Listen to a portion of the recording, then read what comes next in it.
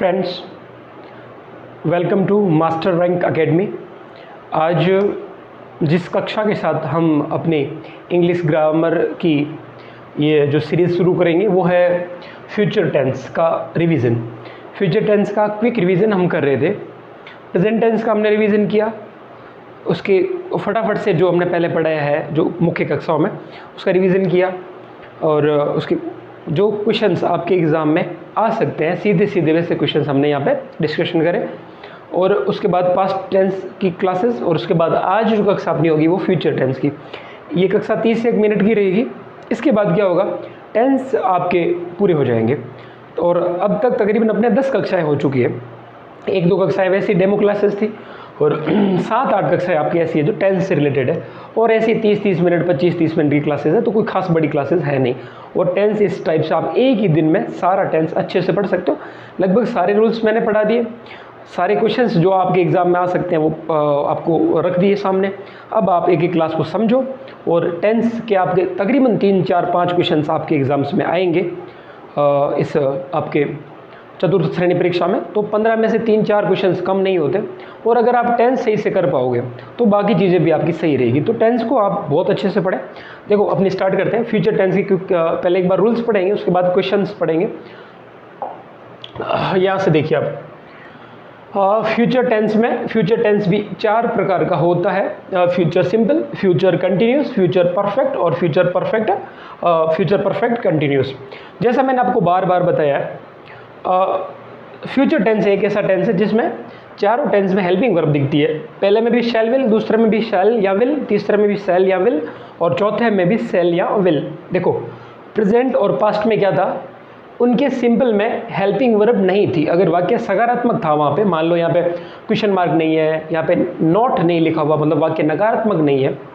सीधे कहने का मतलब ये है कि प्रेजेंट टेंस और पास्ट टेंस के सिंपल में अगर वाक्य सकारात्मक है तो वहाँ पे हेल्पिंग वर्ब नहीं थी, लेकिन फ्यूचर टेंस के सिंपल में हेल्पिंग वर्ब है, शैल या विल, और यही हेल्पिंग वर्ब इन चारों में चलेगी।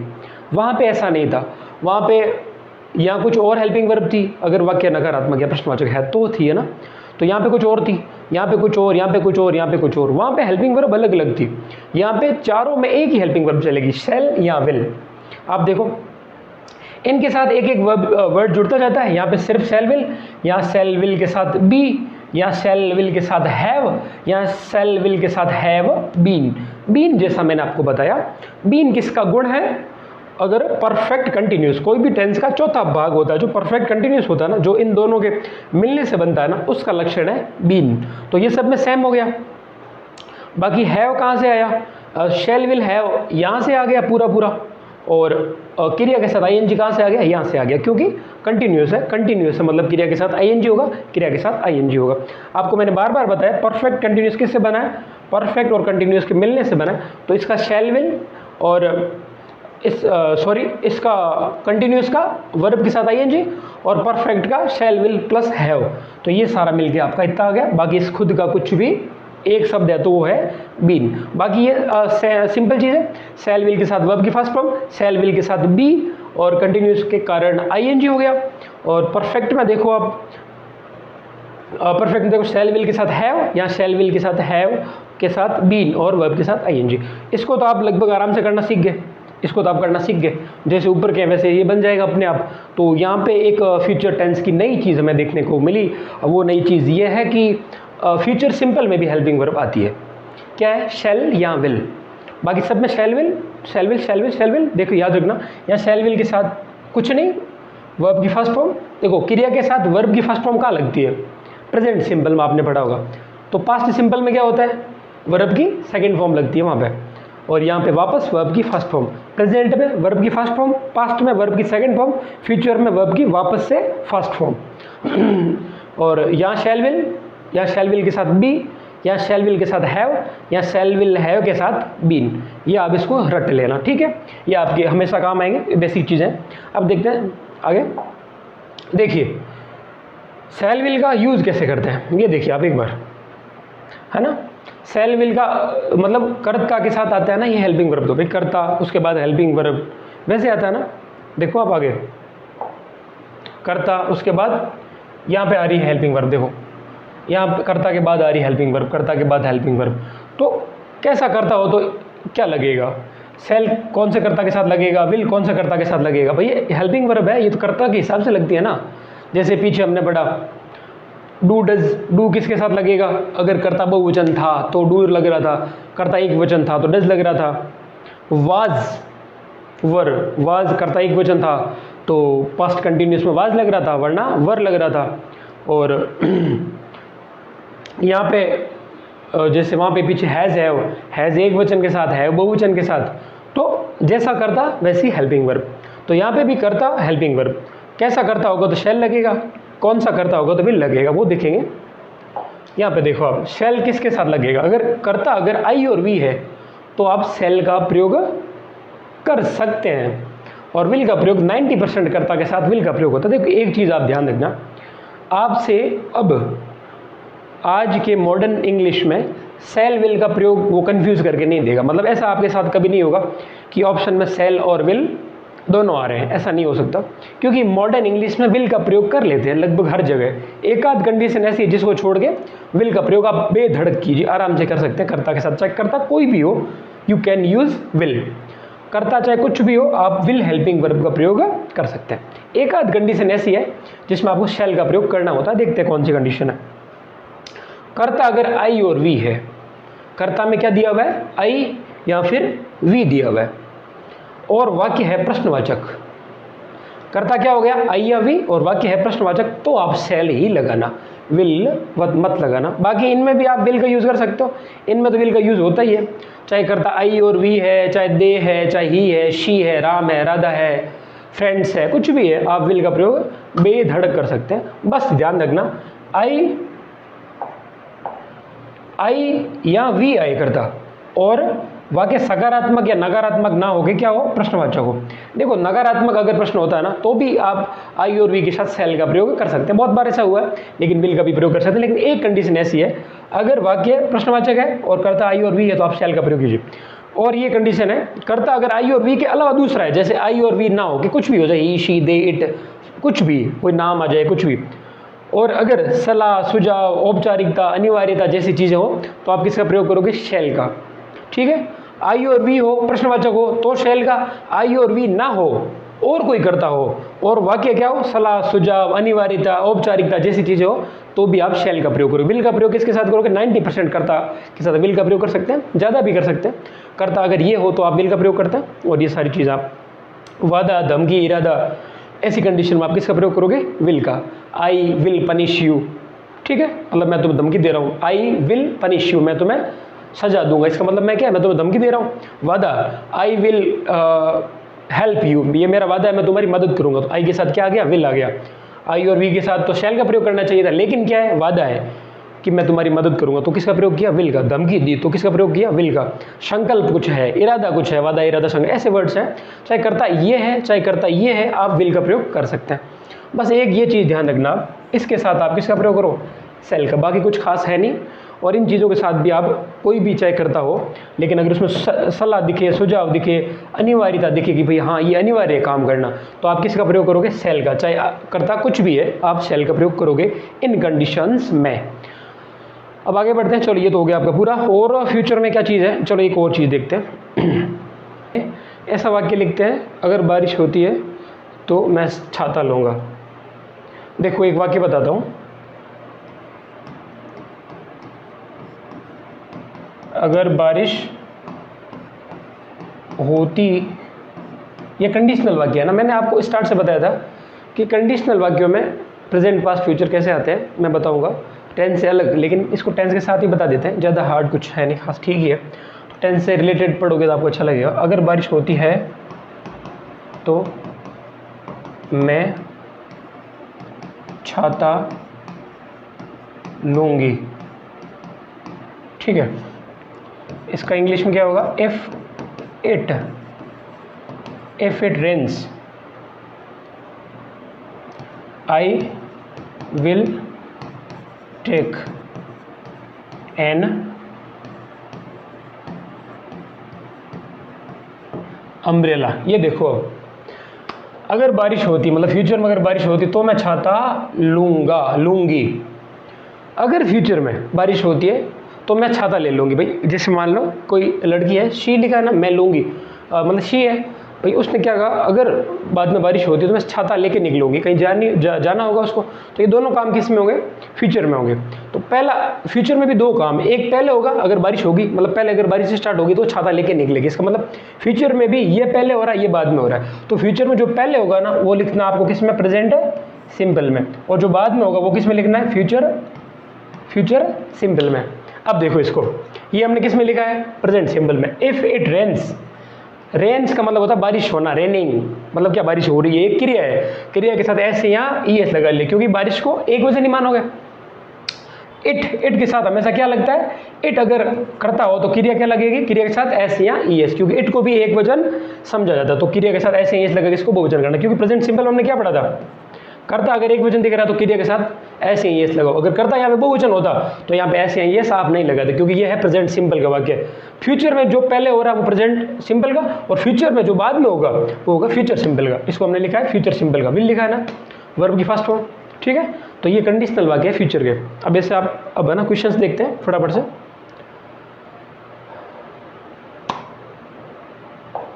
स्टार्ट, है ना, ये आपके क्या है, फ्यूचर से रिलेटेड क्वेश्चंस है, इजी क्वेश्चंस है, एक बार फटाफट से देखेंगे, इससे आपकी काफ़ी चीज़ें क्लियर हो जाएगी, ठीक है। इसको चलो यहीं से कर लेते हैं, आप इस पे ध्यान देना बस। फ्यूचर टेंस, फ्यूचर का सिंपल, फ्यूचर सिंपल को आपको याद होगा क्या, हेल्पिंग वर्ब वगैरह रूल्स क्या थे, तो आपको मैंने बताया करता, उसके बाद हेल्पिंग वर्ब शैल या विल, क्रिया की फर्स्ट फॉर्म और कर्म। देखो आई के साथ क्या करोगे, I call you tomorrow, shall should had have, एक ही है, शैल विल में से शैल आ गया, तो आई के साथ आपने शैल का प्रयोग कर लिया। मैंने कहा ना आई के साथ, आई और वी के साथ आप शैल का प्रयोग कर भी सकते हैं, नहीं भी कर सकते हैं, लेकिन अगर यहाँ पे क्वेश्चन मार्क हो तो आप आई के साथ शैल का प्रयोग करना बहुत ज़रूरी था। लेकिन यहाँ पे क्वेश्चन मार्क भी नहीं है, यहाँ पे क्वेश्चन मार्क भी नहीं है, फिर भी आप शैल का प्रयोग कर सकते हैं, ये आप पे डिपेंड करता है। यहाँ शैल या विल दोनों नहीं आएंगे, ठीक है। तो आई के साथ आपने शैल का प्रयोग कर लिया। शुड तो प्रयोग कैसे होगा, शुड तो मॉडल है, हैड तो पास्ट का है और प्रेजेंट का है, तो ये तीन नहीं होंगे, आपने किसका प्रयोग कर दिया, आपने शैल का प्रयोग कर लिया, ठीक है। अब आप आगे बढ़ते हैं, दूसरा क्वेश्चन देखो। अब फ्यूचर में से ज़्यादा क्वेश्चन आते नहीं है, ठीक है, बस इसको एक बार हम पूरा कर लेते हैं। She come today, want, didn't, isn't और हैजेंट। वॉन्ट का मतलब होता है विल नॉट, ये वाक्य नकारात्मक है, इसका मतलब क्या हुआ, सब में नॉट है, नॉट नॉट नॉट नॉट, इसका मतलब वाक्य क्या है, नकारात्मक, ठीक है। मैंने क्या कहा, नकारात्मक वाक्य में नॉट तीसरी जगह पर आना चाहिए, तो वो भी आपको याद रखना। आगे देखते हैं, देखो एक मात्र ऐसा शब्द है जो आपको कंफ्यूज कर सकता है, वॉन्ट क्या लिखा हुआ है, WON ऐसे करके T लिखा हुआ है, इसका मतलब है विल नॉट, बाकी सब आपको पता है। डिडंट मतलब डिड नॉट, इजंट मतलब इज नॉट, डिडंट मतलब डिड नॉट, हैजंट मतलब हैज नॉट, ठीक है। ये सारे ऐसे, इनमें सब में दिख रहा, देखो हैजंट मतलब has not, isn't is not, didn't did not, इसमें WO आ गया है, तो आप कंफ्यूज हो सकते हो, इसलिए आपको इसी वजह मैंने बता दिया। आप क्या करोगे ऐसी कंडीशन में, वॉन्ट आए तो क्या लिखना है, इसका क्या मतलब हुआ, विल नॉट, ठीक है। तो शी के साथ आप डिड नॉट तो कैसे होगा, पास्ट का है, इज नॉट प्रेजेंट का है, हैज नॉट भी प्रेजेंट का है, एक ही ऑप्शन आपका सही होगा, कौन सा, she will not come today. देखो नॉट तीसरी जगह पे आ गया, पहली जगह पे करता, दूसरे पे विल, तीसरे पे not, she will not come today, वो आज नहीं आएगी, ठीक है। इसको क्लियर करो, अब आगे बढ़ो, तीसरा क्वेश्चन देखते हैं। दे, क्वेश्चन मार्क आ गया, क्वेश्चन मार्क आ गया मतलब करता आ गया दूसरी जगह पे, पहले स्थान पे क्या आ जाएगा, हेल्पिंग वर्ब। फ्यूचर में हेल्पिंग वर्ब क्या होगी, शैल ही होगी, सीधी बात है, तो ये आ गया शैल, ठीक है। विल यहाँ कहीं पे भी नहीं है, तो आपने आराम से शैल का प्रयोग कर लिया, आपको सोचना ही नहीं पड़ा शैल का प्रयोग करूँ विल का प्रयोग करूँ, ठीक है। देखो वहाँ पे हमने क्या पढ़ा, आई और वी के साथ अगर क्वेश्चन मार्क है तो आप किसका प्रयोग करोगे, शैल का। इसने क्या किया, दे के साथ भी शैल का प्रयोग कर लिया कि क्वेश्चन मार्क, तो आप कर सकते हो, ऐसा गलत नहीं है, क्योंकि बाकी तीन के तीन ऑप्शन कट रहे हैं, ठीक है। तो एक ही ऑप्शन था, तो आपको इतने सिंपल क्वेश्चन आएंगे, आपको घबराने की बिल्कुल भी ज़रूरत नहीं है, ठीक है ना। साधारण से प्रश्न आएंगे, आप आराम से कर सकते हो इनको। अब आगे बढ़ते हैं, फ्यूचर कंटिन्यूस आ गया। फ्यूचर कंटिन्यूस में हमने क्या पढ़ा था, कैसे लिखते हैं, कर्ता उसके बाद शैल या विल। ये शैल या विल में से ज़्यादातर लोग विल का भी प्रयोग कर सकते हैं, और अगर देखो सकारात्मक वाक्य है तो ज़्यादातर कंडीशन में आपको किसका प्रयोग करना, विल का। नकारात्मक या प्रश्नवाचक वाक्य है तो आपको प्रयोग किसका कर सकते हो, शैल का, है ना। इसके साथ आप क्या करोगे, शैल विल के साथ आप लगाओगे बी। बी ध्यान रखना कंटिन्यूस में यहाँ पे क्या आता है, बी। बाकी किसी में भी बी नहीं आ रहा था, present, past continuous, present continuous, किसी में भी बी नहीं था। हेल्पिंग वर्ब थी वहाँ पे लेकिन बी नहीं था। यहाँ पे हेल्पिंग वर्ब भी है और एक बी भी है, और वर्ब के साथ आईएनजी तो आपको पता लगता ही है, और लास्ट में आप क्या करोगे, कर्म। ठीक है, अब इसको करो, ये कंटिन्यूस का है, फ्यूचर का कंटिन्यूस करो, करता करता, फिर शैल या विल आ गया, शैल आ गया, विल बी आ गया, हैज कट गया, विल बी ही होगा, क्योंकि मैंने आपको क्या बताया, ये वाक्य क्या है, सकारात्मक है तो आप विल का प्रयोग कर सकते हो, चाहे हर कोई भी करता हो आप विल का प्रयोग करके क्या हो गया, विल बी तो यहाँ पे भी हो गया और बी यहाँ पे भी, 2 बार बी नहीं होगा तो आप किसका प्रयोग करोगे, ही विल बी, इसका। ठीक है, यहाँ पे सी लिखा है, सी नहीं होगा, सही देखो आपको मैं बता देता हूँ एक बार, आप ध्यान से देखो इसको, देखो यहाँ पे क्या है, बी, यहाँ पे क्या है, बी 2 बार थोड़ी है, बी तो एक बार ही लिखना है, तो विल, ये आप विल कर लो, विल बी। ये आपको कोई सेल क्यों नहीं यूज़ किया, मैंने आपको कहा ही, दे, इट, शी, राम, राधा, इनके साथ आप शैल का प्रयोग नहीं करोगे, इनके साथ किसका प्रयोग करोगे, विल का प्रयोग। शैल का प्रयोग किसके साथ कर सकते हो, अगर वाक्य प्रश्नवाचक है तो कर सकते हो, आई और वी के साथ कर सकते हो, ना आई वी है ना प्रश्नवाचक है तो किसका प्रयोग करोगे, विल का प्रयोग। और इसके बाद आ गया बी, इसके बाद आ गया वर्ब के साथ ING। ठीक है, ये आपका पहला क्वेश्चन हो गया। इसके बाद आगे वाले को देखो, वी क्या है, we be going there, be going, देखो वॉन्ट मतलब विल नॉट, यहाँ पे भी यहाँ वॉन्ट बी मतलब विल नॉट बी, तो बी तो यहाँ पे आ गया मतलब बी ये नहीं आएगा, ये आपका गलत, यहाँ ऑप्शन आंसर गलत दिया हुआ। ठीक है ना, आप इसको ध्यान मत देना, पीछे वाले में भी ऐसा था, आंसर थोड़ा गलत था, टाइप हो जाता है मिस्टेक, तो आप इसको ध्यान देना बस।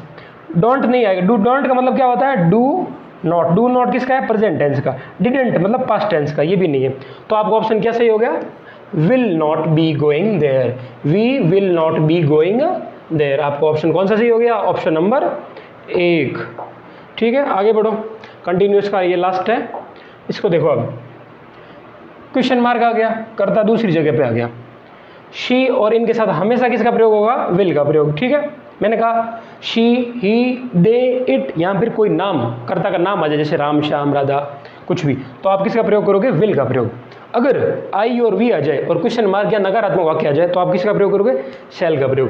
तो यहाँ पे शी आ गया, देखो अगर शी हो, ही हो, दे हो, इट हो, कोई नाम हो कर्ता का, तो आप किसका प्रयोग करोगे, विल का प्रयोग कर सकते हो, चाहे आप सकारात्मक हो, नकारात्मक हो या प्रश्नवाचक हो, आप किसका प्रयोग कर सकते हो, विल का। तो यहाँ पे शी है, क्वेश्चन मार्क है, तो आप यहाँ पे विल का प्रयोग कर सकते हो, विल शी। देखो मैंने आपको क्या बताया, क्वेश्चन मार्क है, करता आ गया दूसरी जगह पे, पहली जगह पे क्या आएगा, विल, यहाँ पे क्या आ गया, विल शी बी। अब विल बी शी मत करना, ये ध्यान रखना, हेल्पिंग वर्ब का एक टुकड़ा, आगे वाला टुकड़ा ही कर्ता से पहले आएगा, ऐसे नहीं पूरे को पहले ले आओ, ऐसा मत करना। इसको भी क्या हेल्पिंग वर्ब माना जाता है, लेकिन दोनों को साथ में आगे नहीं लाते, ऐसे अगर आगे लाता तो कर्ता कहाँ आ जाता, तीसरी जगह पे, वो होता गलत। तो कर्ता को हमेशा रखना है दूसरी जगह पे, नॉट को हमेशा रखना होता है तीसरी जगह पे। तो आप शब्दों को गिनना, शब्द ही आने चाहिए ना, विल एक शब्द, दूसरा कर्ता, तीसरा बी, ऐसे करना आपको। आंसर क्या हो गया आपका, विल। ठीक है, अब आगे बढ़ो, फ्यूचर परफेक्ट। फ्यूचर परफेक्ट में मैंने आपको क्या बताया था, कर्ता, देखना आप है ना साथ, शैल, देखो परफेक्ट है मतलब क्या हुआ, वर्ब की थर्ड फॉर्म आएगी, ये ध्यान रखना। कंटिन्यूस है मतलब वर्ब के साथ ING आएगी, चाहे कोई भी टेंस हो, तो परफेक्ट है मतलब वर्ब की थर्ड फॉर्म तो आएगी। तो एक बार तो, और फ्यूचर में क्या होता है, चाहे फ्यूचर सिंपल हो, चाहे कंटिन्यूस हो, चाहे परफेक्ट हो, चाहे परफेक्ट कंटिन्यूस हो, सबके साथ शैल या विल तो हेल्पिंग वर्ब आती है। फिर उसके बाद हमने क्या किया था, शैल विल के साथ परफेक्ट में आ गया हैव, जैसे प्रेजेंट परफेक्ट में क्या था, हैज़ या हैव, तो यहाँ पे सिर्फ हैव और उसके साथ में क्या, विल या शैल। फिर इसके साथ क्या करोगे, वर्ब की थर्ड फॉर्म मतलब क्रिया की थर्ड फॉर्म, और लास्ट में क्या आ गया, कर्म, है ना। अब ये सांचा दे दिया मैंने आपको और ये आ गया वाक्य आपका। कर्ता दे, शैल या विल, हैव वर्ब की थर्ड फॉर्म आ गई, कंप्लीट की थर्ड फॉर्म आ गई कंप्लीटेड। ये क्या है? कंप्लीट मतलब पूरा करना। क्रिया क्या है? पूरा करना। पूरा करना को इंग्लिश में क्या कहते हैं? कंप्लीट। इस कंप्लीट की थर्ड फॉर्म क्या होगी? कंप्लीटेड, क्योंकि हमें लिखनी है थर्ड फॉर्म। ठीक है, कर्ता वर्ब की थर्ड फॉर्म मतलब क्या बच गया? ये बच गया पूरा। शैल विल, शैल या विल, इसके साथ डालना आपको हैव। देखो ये हैव एक के साथ ही है, इसमें हैव नहीं, इसमें हैव नहीं, इसमें हैव नहीं, विल हैव एक ही है, तो आपका आंसर हो गया answer C. They will have completed the task by noon. ठीक है, उनने नहीं, वे अपना काम दोपहर से पहले पूरा कर चुके होंगे। मतलब फ्यूचर की बात कर रहा है। क्या कर रहा है ये? फ्यूचर की बात कर रहा है। कैसे कर रहा है भाई? मैंने क्या कहा, परफेक्ट जब भी आता है ना, चाहे प्रेजेंट परफेक्ट हो, चाहे पास्ट परफेक्ट हो, चाहे फ्यूचर परफेक्ट हो, क्या होता है? इसका मतलब होता है चूका था, चूकी थी, चूके थे, मतलब पास्ट परफेक्ट। चूका है, चूका, चूके हैं, चूका है, ये वाक्य है प्रेजेंट परफेक्ट। चूका होगा, चूकी होगी, चूके होंगे, ये होगा फ्यूचर परफेक्ट। तो यहाँ पे क्या है? Future perfect. मतलब हिंदी में इसका क्या मतलब हुआ? दे मतलब बहुवचन, मतलब चूके होंगे। फ्यूचर में कोई कार्य पूरा कर चुके होंगे। मतलब मान लो, इसके हिंदी में ऐसे बोलते हैं एक बार, ऐसे मान लो कल शाम को आप मेरे पास आओगे, आपके आने से पहले मैं कक्षा पूरी कर चुका होऊंगा। जब आप मेरे पास आओगे तो मैं पूरी कक्षा पूरी कर चुका होऊंगा। तो ये वो वाक्य है। इसका ट्रांसलेशन क्या है? दे विल हैव, क्योंकि विल हैव, विल के साथ हैव करना है, फिर वर्ब की थर्ड फॉर्म, तो विल हैव फिर वर्ब की third form the task by Noon. By noon मतलब दोपहर तक। नून आफ्टरनून वाला नून है, कोई नून नया नहीं। नून मतलब क्या हुआ? आफ्टरनून। मॉडर्न इंग्लिश में आफ्टरनून को नून लिखते हैं। ठीक है, तो दे मतलब वे विल हैव कंप्लीटेड पूरा कर चुके होंगे द टास्क लक्ष्य बाय नून दोपहर तक। वे दोपहर तक अपना लक्ष्य पूरा कर चुके होंगे। तो ये हो गया आपका फ्यूचर परफेक्ट का एक सेंटेंस। इसके बाद आगे बढ़ते हैं। 8वां क्वेश्चन देखो आप।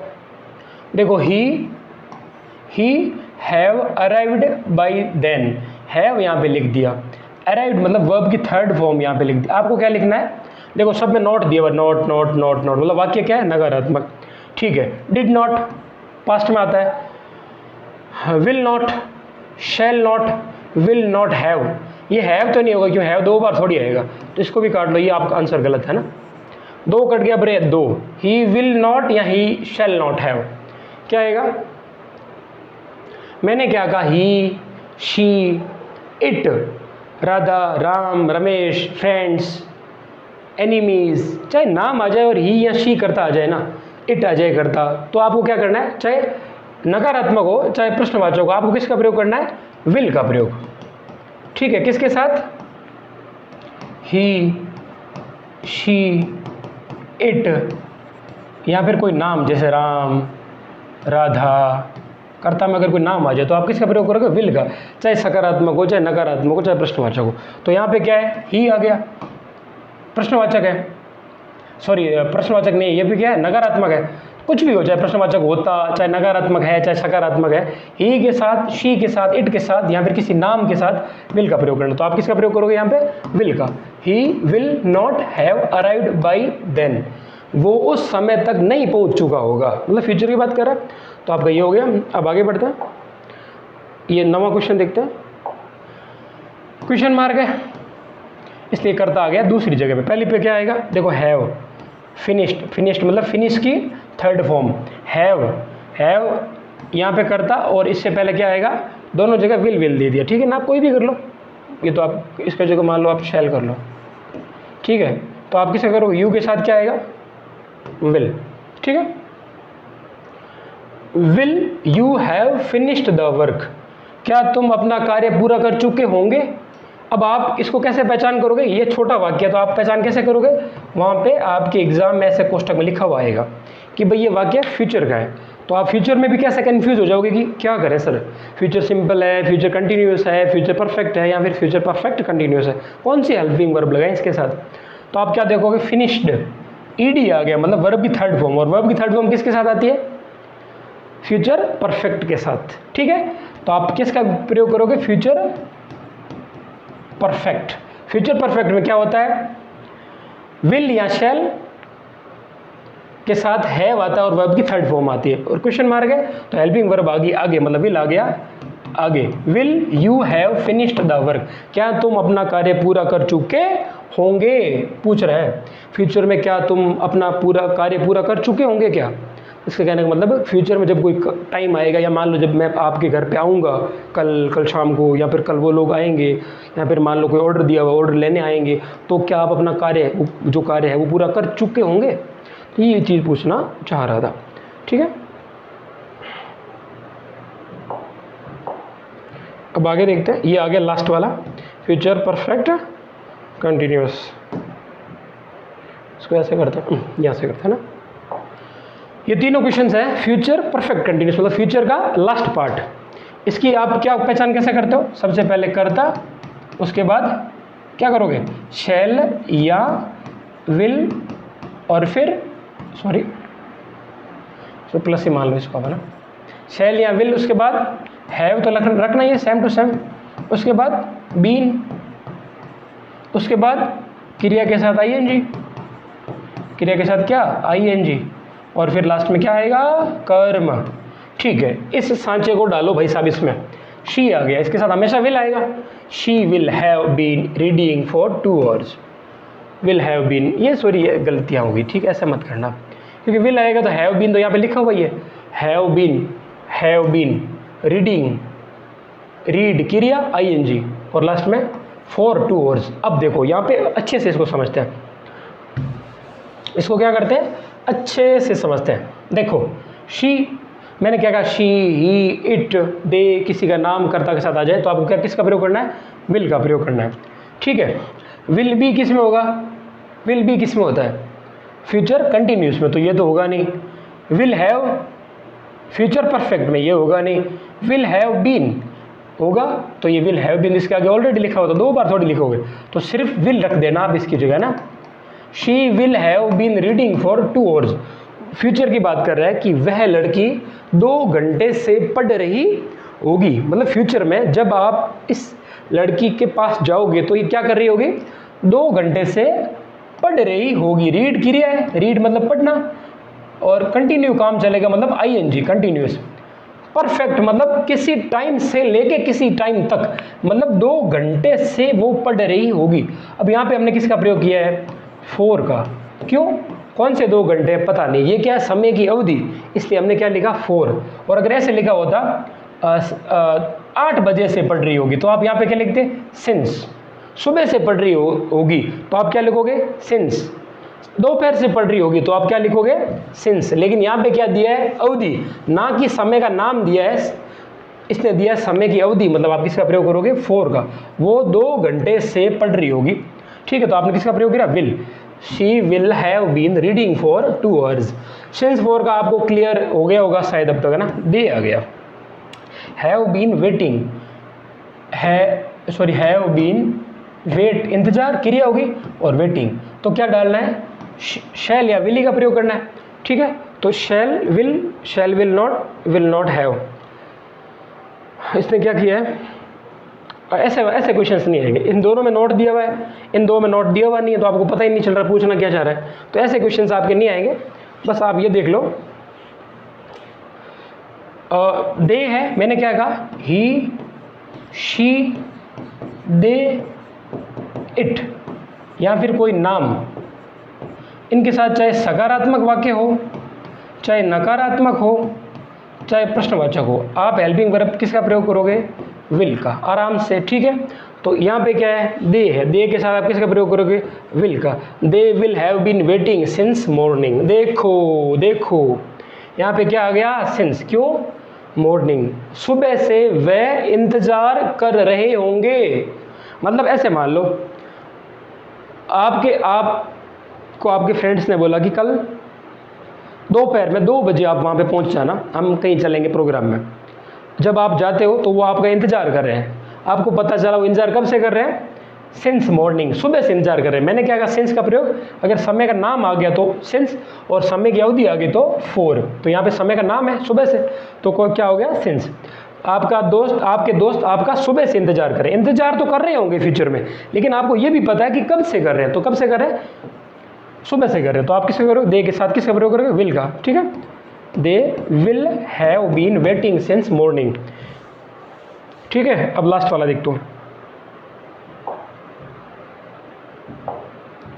इसको देखो अब ना, ये लास्ट क्वेश्चन है, ये है क्वेश्चन मार्क, ठीक। ही दूसरी जगह पे, ही के साथ मैंने क्या कहा, विल का प्रयोग, will he have been working for 5 years. देखो फिर 4 आ गया, क्योंकि यहाँ पे अवधि दी है, ना कि समय का नाम दिया है, समय की आपको अवधि दी है। तो किसका प्रयोग किया इसने, 4 का, फॉर 5 ईयर्स मतलब 5 सालों से। अगर ऐसे आ जाता, जैसे अब 2025 चल रहा है, यहाँ पे ऐसे लिख देता 2020 से, तो आप क्या करते हैं, यहाँ पे सिंस का प्रयोग कर दें, क्योंकि आपको पता है कौन से 5 साल, तो इसका मतलब हुआ 2020 के आगे वाले 5 साल। तो सिंस का प्रयोग अगर सिर्फ ऐसे दे दिया 5 सालों से, तो ये क्या है, अवधि है, 5 सालों की एक अवधि है, तो 4 का प्रयोग है ना। वरना किसका प्रयोग करते हैं, अगर नाम आ जाता तो सिंस का प्रयोग। विल, ही के साथ विल का प्रयोग करोगे, चाहे क्वेश्चन मार्क हो चाहे कुछ भी हो। Will he have been working for 5 years, क्या वह 5 सालों से काम कर रहा होगा फ्यूचर में। मान लो कोई काम कर रहा होगा, तो वहाँ आप जाके देखोगे तो कि क्या वह 5 सालों से काम कर रहा होगा, इसका मतलब, इस क्वेश्चन का मतलब ये होता है, ठीक है। ये आपका पूरा हो गया विल, ठीक है। यहाँ पे आपकी फ्यूचर की कक्षाएं होती है पूरी। इसके बाद हम क्या करेंगे, कुछ और चीज़ें देखने की कोशिश करते हैं। फ्यूचर चलो यहाँ पे पूरा हो जाता है, फ्यूचर में कुछ और खास बचता नहीं है। कंडीशनल सेंटेंस में एक कक्षा लूँगा, आगे वाली कक्षा ऐसे करेंगे। कंडीशनल सेंटेंस के लेते हैं प्रेजेंट, पास्ट, फ्यूचर। अगर आगे कुछ अलग चीज़ें हो तो आप देखो, वाक्य में कंडीशनल वाक्य पता है क्या होते हैं, चलो इसको छोड़ो। कंडीशनल वाक्य आपको पता क्या होते हैं,